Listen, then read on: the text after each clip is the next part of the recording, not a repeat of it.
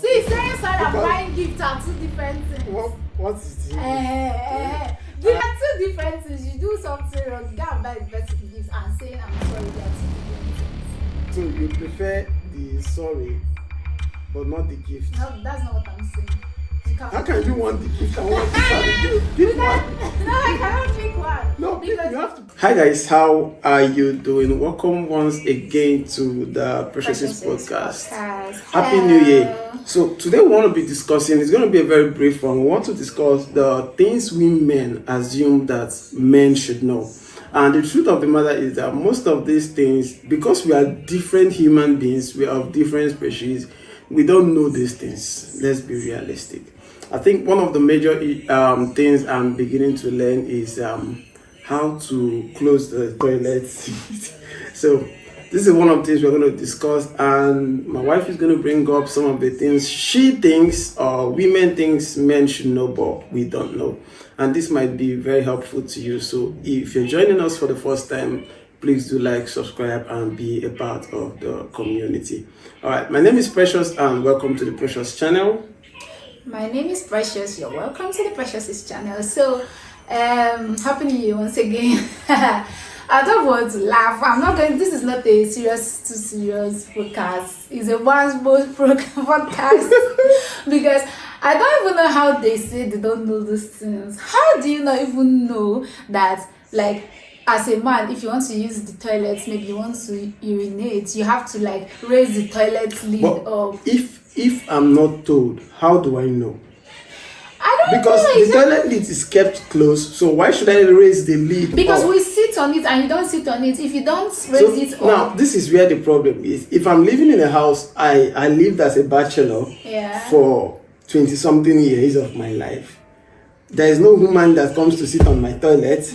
So I've been doing that very simply for we are talking about like married couples right now. You are married now. Thank you. Now I'm making adjustments. I'm supposed to start making adjustments every single day. You forget to make the adjustment. Okay, it's not about me. Once you it's about me now. Once you enter the toilet and you know that you're not sitting on the toilet, you just want to have a wee, raise it up. It's not like we are like getting anything out of like quarreling about it. It's just because most times, like, if you wee on it, there might be sprinkles on it there and things like that. It's apart from that, when you finish like using toilet, always remember to wipe it off and before you flush. You also wipe it?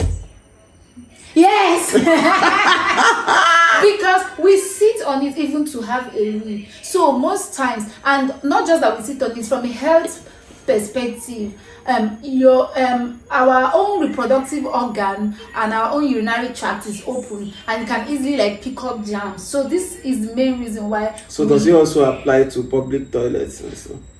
Of course, because I don't know for public toilets, like some here men have a different type of like public toilet that doesn't have the one that sticks on the wall. But I wouldn't say you should go about like raising public toilet because you don't know how that is. But at least when you are home, let's just bring you home because we're talking about home. Okay. Is our toilet at home? So what other thing do you think men? No. Have you noticed? I've heard. I believe every man watching this. Yes, it's not just for fancy or we are just dragging, because our body is open and we can easily pick up germs and things that can't cause harm to you because your body is closed, but our own urinary tract is open and can pick up germs. So from a health perspective, that's the major reason why we need you to raise the toilet before having a wee and wipe it when you are done having a wee. And wash your hands. Interesting.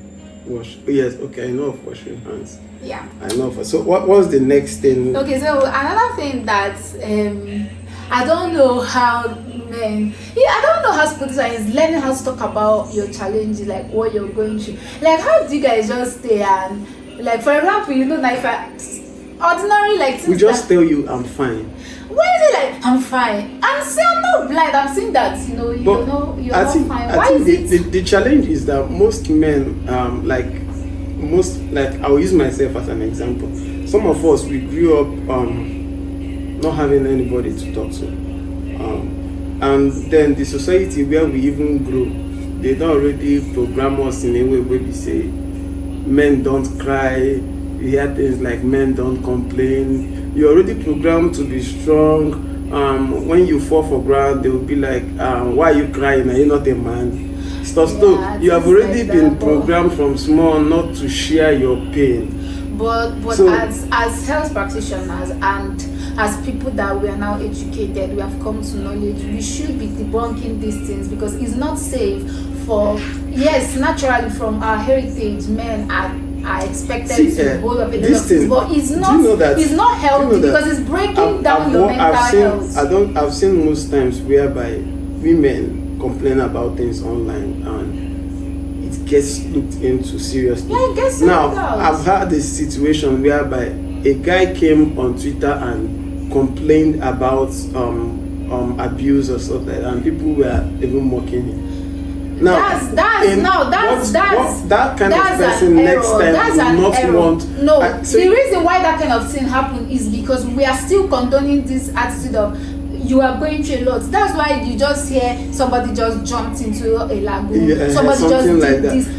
That could have been avoided. My answer is because of the society, most of us. But we should. My own is I'm not saying it's a man's fault. It's not a man's fault. It's already a largely accepted thing from where we're coming from. But as we are growing, getting knowledge, getting exposed in kind of what we live in, and getting more aware about our mental health, we are using this medium to pass a message. Like, it's not healthy. You bottle up things. Even the scripture say it is not good for a man to be alone. I'm sure that this was one of the reasons that God was saying that it is not good, because most times that's why they say it look like women have longer lifespans, because we share our problems, not necessarily like we cry about things happen, we cry, we wail, it goes out from our hearts, we get better. You just bottle things in, and then the point I want to pass across is this: you are trying to be strong, Abi, by not sharing your challenges. You are trying not to be weak, but most times, especially for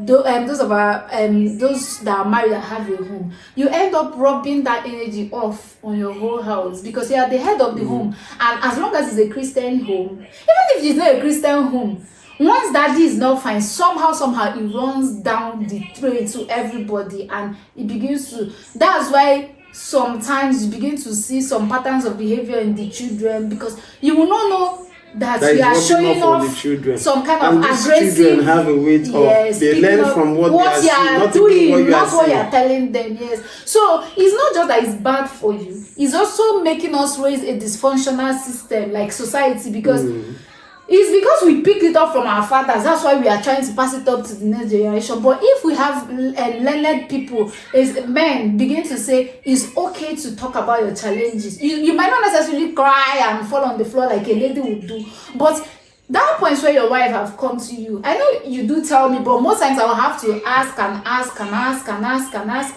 point where your wife have come and say, I know you're not feeling okay, I'm like, what's going on? Don't just say I'm fine, everything is okay. And then one time, like I used to tell you that apart from you getting better, you feeling supported, we praying about it together, it gives us a kind of security to prepare. Let's say that what will I use as example now? Let's say that what's bothering you is business that is not going well, and then you tell us about it. At the back of our mind, we begin to think how to support. You don't need to ask us. That's how God created us. As you're already telling me, oh, business this, so let's just say the person does import and export. I say, my goods are seized that the customs will get. At that point, what I'm thinking is, okay, apart from supporting you, how can I keep this house running until my husband is back? So it's better we are informed. I used to tell you, it gives us security. That's why most times what makes women panic and begin to like rant when issues come to them is not that their husband did something wrong. It's the fact that they heard it from another source. I don't know if it makes sense to you. No matter the mistake that you made, do you know, it will not affect me that you made a mistake, but if I hear it from another source, I don't have the security to absorb it. But when you've already informed me, this is what's going on, this is what I'm passing through at this point, even if you think I'm ranting and and saying anything, if I hear it somewhere else, no matter how much you feel that I didn't respond correctly to you at home, I'm going to like be able to shield our home. Like, so I'm just trying to like throw in the reasons why we need to be brought in. I know that yes, it's not everything. You don't need to come and tell us 2,000 pieces of sugar is missing from the no. Just let us know what is going on, and like the way you want to cover us as a family, we also want to be like the shoulder that you can lean on. Most times you begin to feel like we are the problem. Like we think you are angry with us. That's why you're not sharing. Why? I don't know. Say something about this, yeah, so that it's going to feel like a therapy session. No, I'm serious because okay. You guys are our husband. People don't understand the way we see people. Most times, we just want personally, to be fine. I just feel like, do I have to share everything? Like, you feel like you don't want to bother me. Yes, exactly. Like, but you're not bothering me by telling you sharing. about this is only going to create more pressure, and I don't want to share. Okay, let's be sincere with ourselves. Let's be sincere with ourselves. Even if this is the only thing we talk about in this podcast, because it's really very, very important, especially to newly married couples. Let me ask you this sincere question. For all the times you finally manage and someone comes and share some things with me, how many of them make matters worse? Like, not that I heard this from outside or it has already damaged. It's not about it making matters worse. Okay. Most times it's something as much as I'm broke. And I feel like, okay, if I tell you that I'm broke now, you get into panic. Forget this thing most men will do, hard men. Our home is our safe space, our security. Now, some men, and me personally, most times will believe that if I put this thing, it creates tension in the house. And this is the only place outside work, business or so I go and I just get some rest.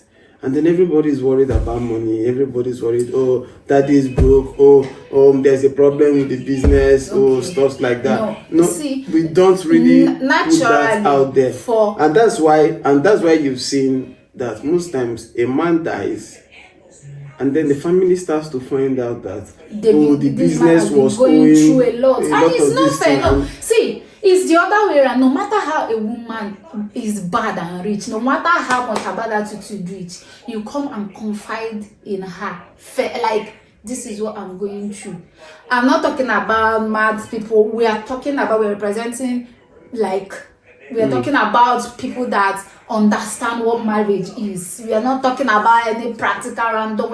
This podcast, that's what we do it for. So if you listen to us, you know that we are talking about what it should be, like what it should be. There is no normal average young woman that is okay that you will come and tell that you are broke, and her reaction will be no. Using myself for an example, telling me that you're broke doesn't in any way spark me into panic. It sparks my productivity, thinking of okay, so what do I have now? Okay, what can I do to back up at this point?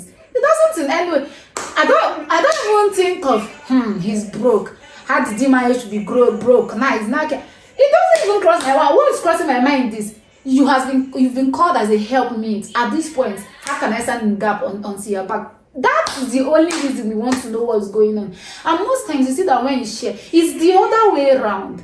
When you don't share, you are fighting alone, and because you are married, marriage is a bond. Once you've taken that vow on the altar, once you are trying to walk on your own, marriage is God. Then God is one. Then it branched out to two of us that is coming from one branch as one, linked to God. So we should like come together like this, then receive from God, then share to our children. So once you chapela yourself from that connection and go and stay on your own, even your connection with God will be faulty. So you will see that you yourself, you cannot even pray. Everybody is not struggling. I used to tell people, so no matter how much. And the worst part is everybody is struggling and they don't know what. They don't even know what's going on. That's why sometimes when I begin to get like sick, I stop and I ask, are you okay? What's going on? Not because I know that once you are fine, you are in check, the head of family is in check, and everything is in check. So it's supposed to be this connection from God flows to the head, flows to all of us. And then the head have gone to go and carry his problem by himself. You can't even access God. You don't even know. You'll be like you'll be angry without knowing what is making you angry. You are angry because you are no longer connected to that. That's the way God has made it to be. There are things that emotionally you cannot bear. But we men, I'm saying this from a medical point of view, women has so much emotional strength. It's true that the society is misusing it, but there's a reason God said it is not good for a man to be alone and made a woman.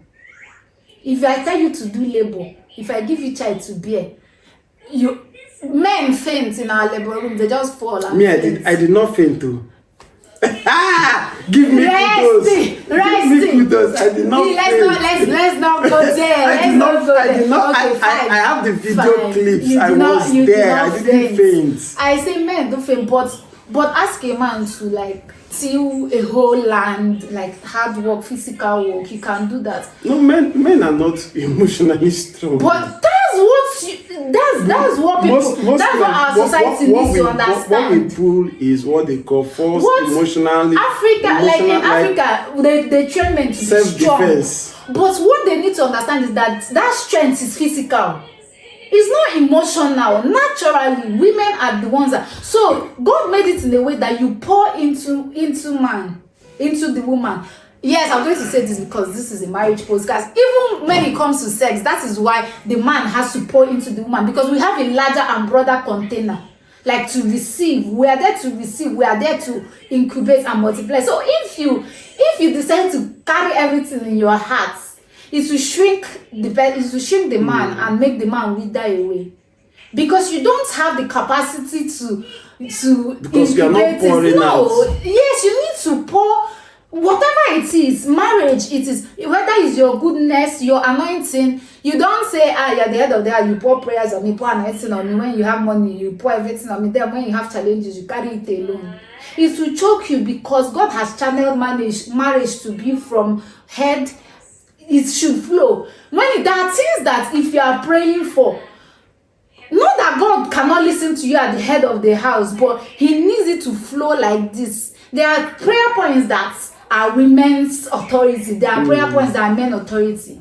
Like, no matter what you do, he who finds a wife has obtained favor from the Lord. If I am not pouring out a part of favor to that problem, there is a favor. When I come to God in prayer, when you come to God, He sees the head of the family. When I come to God, He sees your favor. So you are representing all of us, and I'm the only person representing you. That's one thing we don't understand. This, you go to God in prayer. God is not seeing the fine precious. God is seeing the preciouses. I go to God in prayer. God is seeing you.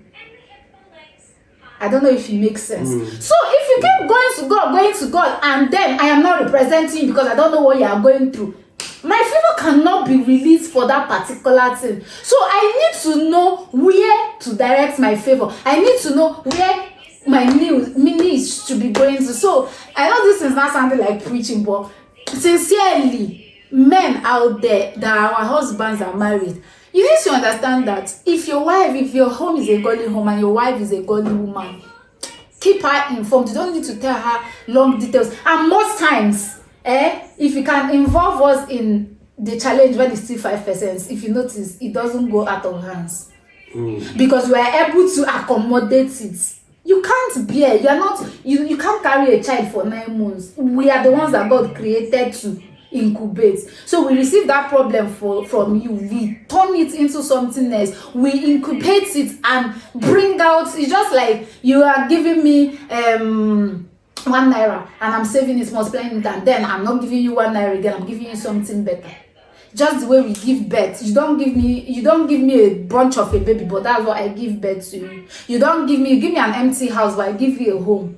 So we should also be, and also our women too, let's also try and be receptive. But most times is that receptive part. Yes. There are some persons that are not receptive. There are some persons that if you give them this information, you've actually set yourself up for disaster. There are some homes that have broken up because of the information the man released to the wife. Wisdom is profitable to direct. You know the kind of person you married. You know what they can handle. But what I'm saying is, it is not safe, security-wise, health-wise, spiritually wise. It is not safe for your wife to be outside the scope of what you're going through. This is a full topic. This is going to have a talk about it. series Yes, we'll because make it a full this topic. one alone has taken, Yeah. and we really don't want to make the video Very, very very long, long. yeah. We'll rather break. So today we've talked about being able to communicate with your spouse. What's the next thing you want us to talk about? A lot Maybe of we'll talk things, it in maybe our we'll next talk, yes, we'll talk series. about these things in the next. What's the next one, Lilo? Saying sorry. Okay, that is going to be a long one. But I do say sorry, but we are not going to talk about it today. That one is a series of. See, saying sorry and buying gifts are two different things. What is this? This topic. Don't push number. I used to say sorry. Well. Which one is saying sorry and buying gifts now? There are two different things. You do something wrong, you can't buy the person gifts, and saying I'm sorry. There are two different things. You can still say I'm sorry and still buy the gifts. So you prefer the sorry, but not the gift? No, that's not what I'm saying. How can you want the gift and want the sorry? Pick one. No, I cannot pick one. No, you have to pick one. How can you want the sorry and want the gift? I don't just want sorry, I want I am sorry. Oh, you want I am sorry, but not with the gift. I didn't say I don't want it with the gift. You don't just do something and then just buy a gift and that's your way of No, you know when we buy gift like a baby, stuff like that. Bygone is bygone. Bygone is bygone. You must listen to him. Sorry now. You now want it as a full apology letter. Like, no, that would be a topic for. No, it's not that. It's not that I want a full apology letter, but we are emotional beings, especially we ladies. We want to know that, oh, you didn't intentionally hurt us, and now we've told you that you're really sorry. Like, oh, that's I'm sorry is more valuable to us than it, but we still shall want the gift. Anticipate this is going to be very interesting next week. The list of things I have that we've not even gone half. It's going to come up tomorrow, Sunday, next week Sunday by 7 p.m. Thepreciouses podcast with all this. Watch out for this place. I have having to hang their clothes up after use. But that's the end of today's podcast. See you guys next week. Before my son will start shouting. He's not his son, he's not his cutie. So please like, subscribe, share, stay tuned. My name is Precious and we are the Preciouses. See you next week. On the next one. Bye.